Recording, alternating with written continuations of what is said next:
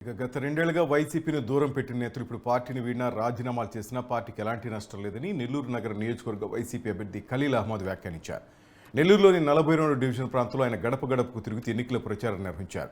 ఈ క్రమంలో వైసీపీని వీడిన డిప్యూటీ మేయర్ రూప్ కుమార్ యాదవ్ను పలువురు కార్పొరేటర్లు పలువురు నేతలను ఉద్దేశించి పరోక్ష వ్యాఖ్యలు చేశారు.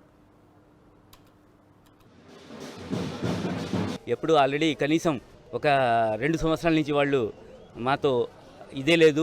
ఈరోజు పోయిన వాళ్ళు మనకి ఆ ఏరియాలో చాలా గట్టిగా ఉన్నాం. మనకి ఇన్ఛార్జ్లు ఉన్నారు. ఆ ఏరియాలో మేము గడప గడప చేసాం.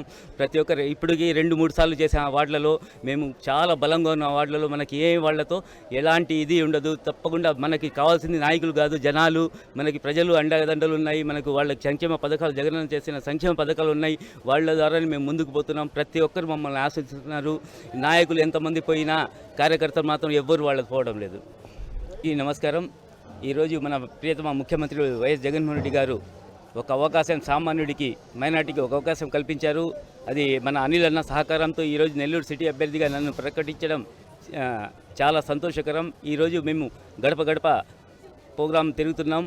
42వ డివిజన్లో కరీంనగర్ ఆధ్వర్యంలో ఈరోజు గడప గడప కార్యక్రమానికి విచ్చేసాం. ఇక్కడ ప్రతి ఒక్కరూ మమ్మల్ని ఆశీర్వదిస్తున్నారు. ఎందుకంటే జగనన్న చేసిన పథకాలు, అలాగే మన మాజీ మంత్రివర్యులు అనిల్ కుమార్ యాదవ్ గారు చేసిన అభివృద్ధి కార్యక్రమాలు ప్రతి ఒక్క గడపలో